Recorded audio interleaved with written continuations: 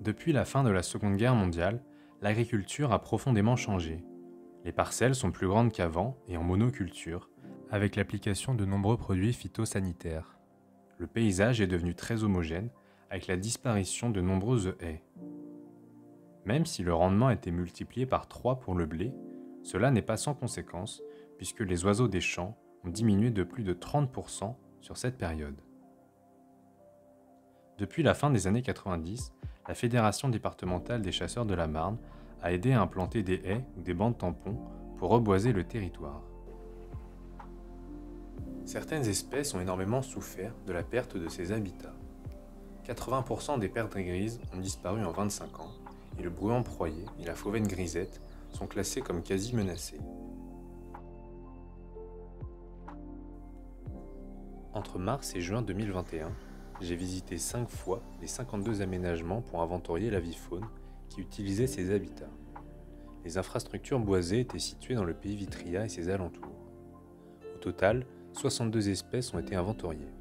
Certaines espèces ne font que des haltes migratoires dans ces haies, comme le tarier des prés ou encore le pipi de farlouze, qui préféreront aller nicher dans les prés humides.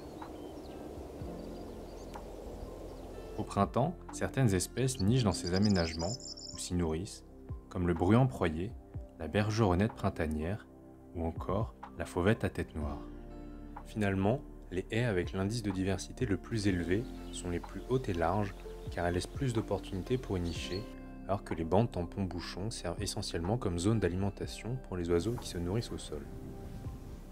Les haies ont été utiles pour la continuité écologique en étant utilisées comme halte migratoire ou comme zone de nidification ou d'alimentation pour les oiseaux forestiers à proximité. On peut y retrouver certains rapaces qui seront précieux pour lutter contre le dégât des rongeurs comme les campagnols, avec la présence de faucons crisserelles ou encore de hiboux moyen-ducs.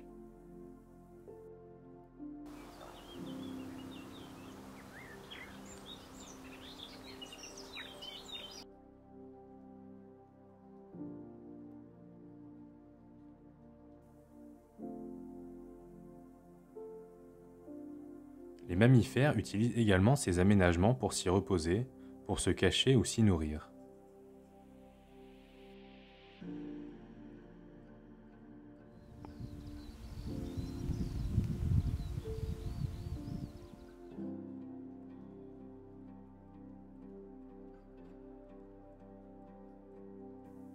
L'utilisation de pièges photos peuvent montrer la présence bien discrète de certaines espèces qui préfèrent se montrer uniquement la nuit.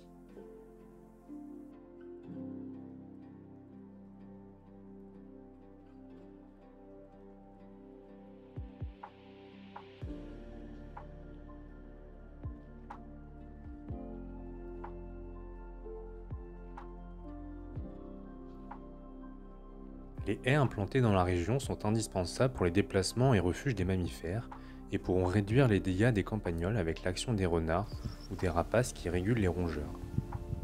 Elles sont également essentielles pour restaurer l'habitat des oiseaux des plaines agricoles, dont le déclin ne fait que continuer d'année en année. Il faudra cependant un certain temps avant qu'elles soient assez hautes et denses pour qu'une grande diversité d'oiseaux y niche et que la trame écologique existante se renforce.